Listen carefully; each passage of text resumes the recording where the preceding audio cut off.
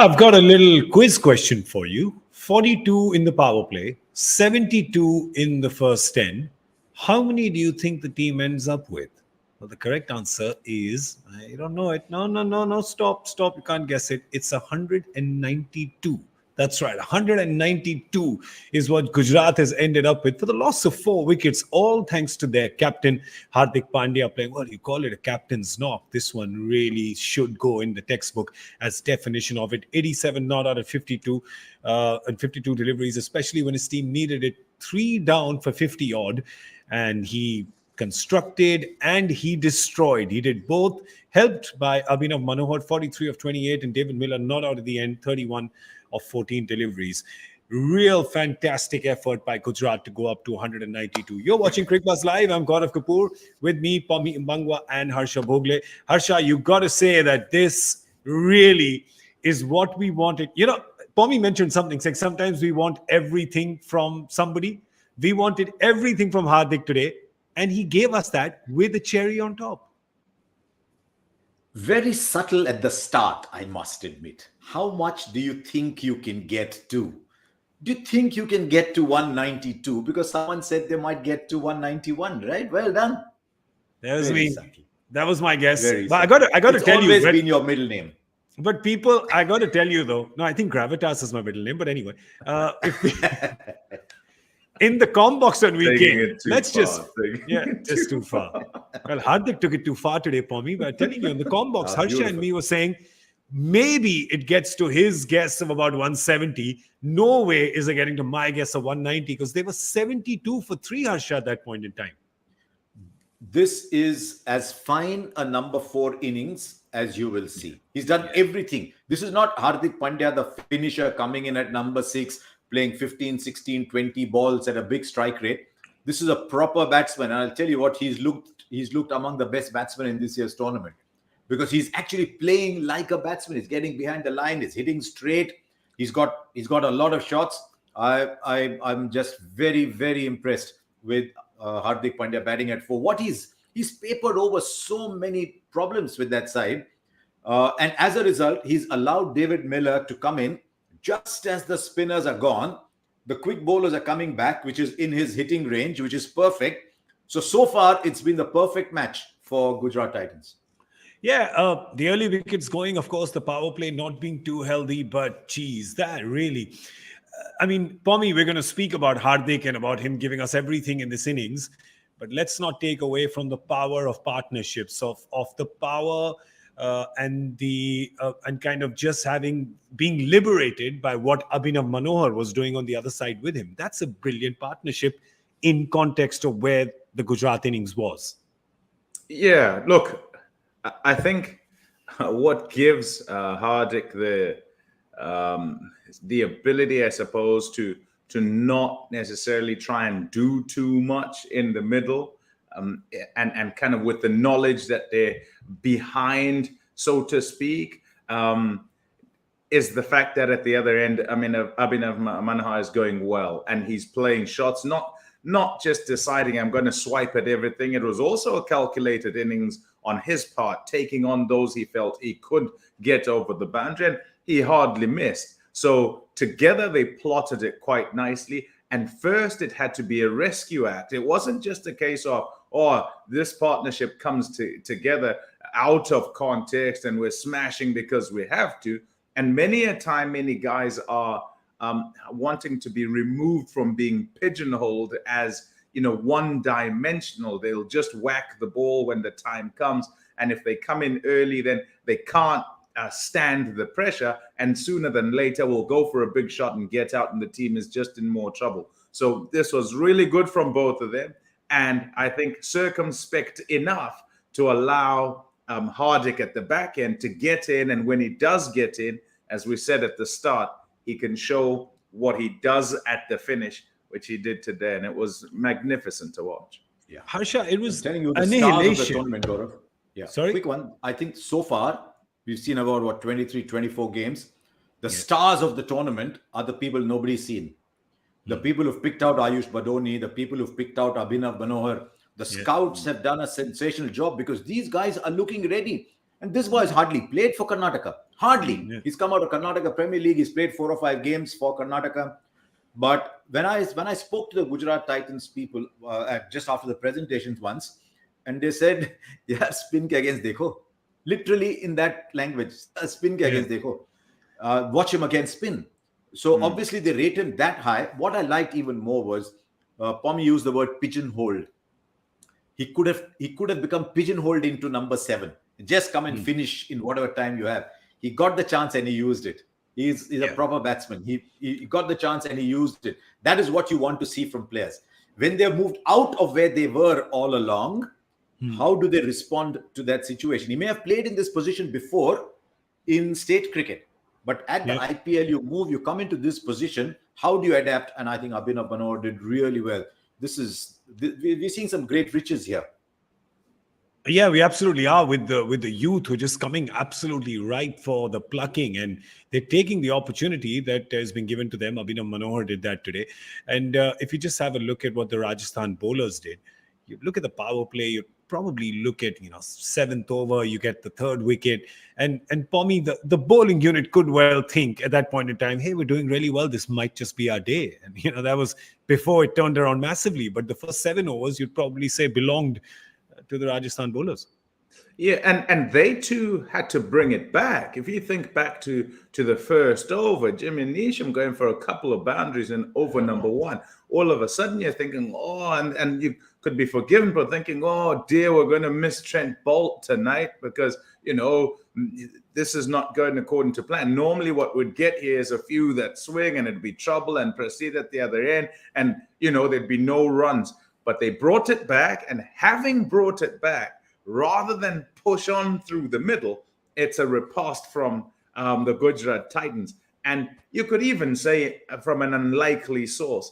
And what I like about your phrase, right, for the plucked, but then also put in an environment and a scenario that's kind of going to allow them to perform optimally. So not a case of, here, do the impossible. No, come in here, do what we know you can do in the place we know you can do it. Yes, there's still a lot from there in that you've still got to muster the courage. You've still got to choose correctly with the right shots and deal with the nerves that have to go with all of that. But I think it's fantastic that you get a young guy, turn up, get in a situation and be able to dig a side out of that. And as we say, we will talk about Hardik Pandya and not necessarily Manohar.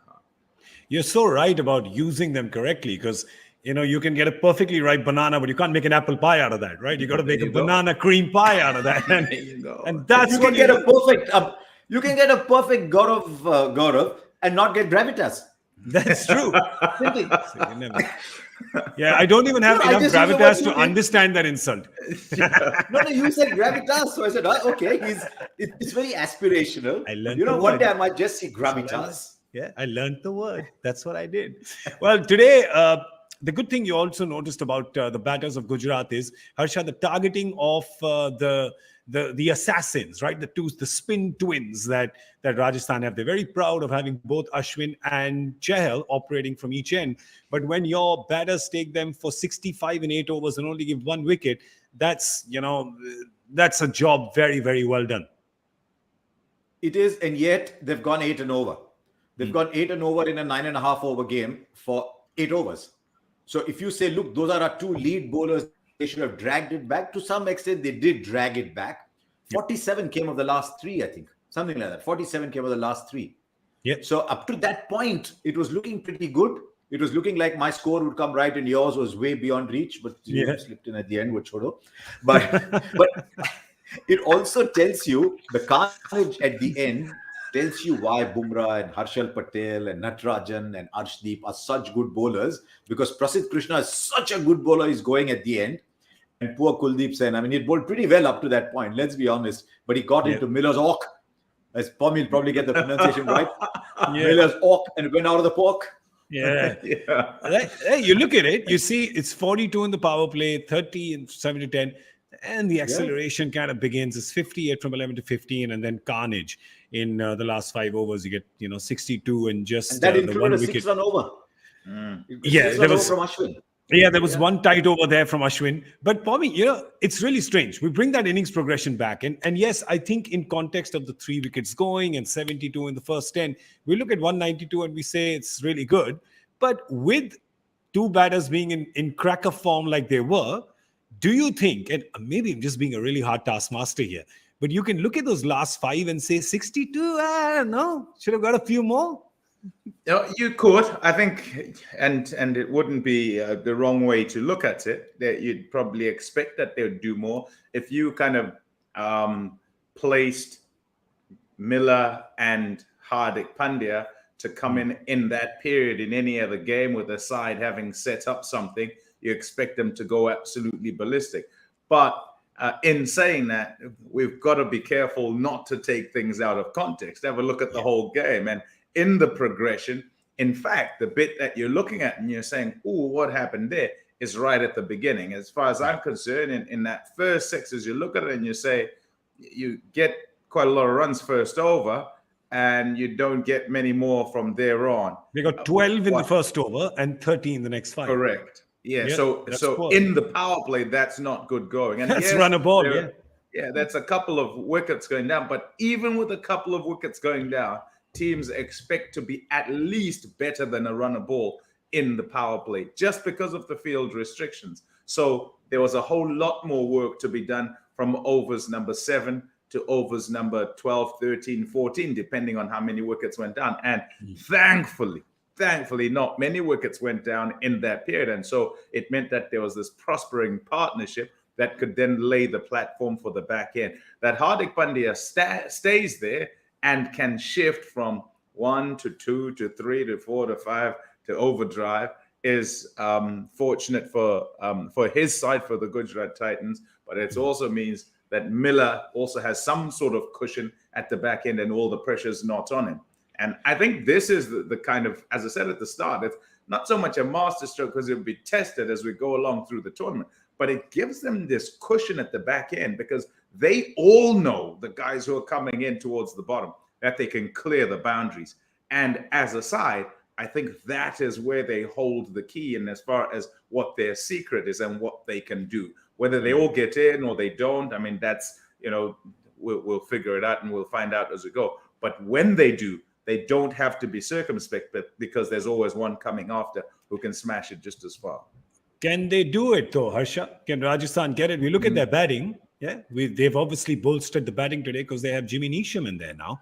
Jimmy Neesham, who perhaps will bat at 7. You may think he bats ahead of Ashwin, or Ashwin could bat before him and be retired out. I don't know. Anything can happen. But you get Neesham in at 7 and Ashwin then at 8. That's a decent, more than decent batting lineup. And Joss Butler may be hurting. His orange cap is on Hardik's head now. Well, not the same one. He'll get it back. One. Yeah. I mean, unless he just plays a wild shot, gets a top 8 somewhere, he'll get it back. Yeah. But in that lineup, you've got Joss Butler strikes over a career, or in recent times, he is an opener at about 150.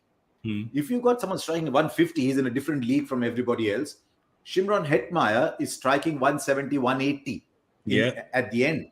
So you've got 2 players of that strike rate in your top 5. And you're not even talking of Sanju Samson, who on these tracks, if he gets going, routinely will score at 140, 150. So this is a 150, 160 game anyway. So they'll still need someone at the end. They'll want a Neesham kind of person, if needed, to play the Miller kind of innings at the end. It will come down to that if they don't lose wickets. But here they can get those. But look at with 190, normally the batting side. Yeah, normally if you make 190, you start favorites most days. Yeah, and especially when you start favorites most days. When you have the kind of bowlers that Gujarat has, you're looking at Shami, you're looking at Ferguson, you're looking at Rashid. So you're starting favorites with 190 already on the board. And then with this bowling lineup, Pommie, you're thinking, geez, we're happy, we'll take this. The beauty about IPL, the beauty about these sides when they come against each other, is that as good as the guys are who will bowl in the power play, the guys who will bat in it are just as good. And that, I think that's why the contests are so good. And so who does better on the day? Who is on song on the day? I mean, you ask Mohammad Shami who he doesn't want to bowl at in the power play, and he might say, no, not Joss Butler, because Joss Butler, it doesn't matter who's bowling at him. even when Samson's up at the top, doesn't matter who's bowling at. Who do you not want to bowl to at the back end? Shimran Hitmai, doesn't matter who it is, because he gets boundary after boundary after boundary. So I think it's about, small margins right up at the top, and you win only slightly, and you kind of keep building those as you go through the game. But each of these sides pack a punch, I think, as far as batting lineups is concerned, and as far as bowlers in particular positions is concerned. Well, we're going to sign off now because there's some punching that's happening already. Butler's come out punching, all guns blazing. Wow. He started with 3 boundaries already. Yes, I just saw on the Cricbuzz app, it's 3 gone. So well done. Well done. It's going to be a great battle. We're going to, of course, come at the end of this game and talk about it on Cricbuzz Live. But do join us at the end of the 10 over mark for Cricbuzz Combox. That's going to be our little update on this chase. Bucks, that's what you earn. No, that's big bucks. That's big bucks. It's big bucks on You Cricbuzz. can have gravitas. You're unlikely to have modesty. No. As long as there's gravitas in my bank account, I like that. Boom! Drop the mic and walk out of here like a boss. All right, that's all we have time for on Big Bucks Live. Thank you so much for watching. This is Pommie, Harsha, and me, Gaurav Kapur. We'll see you in a bit.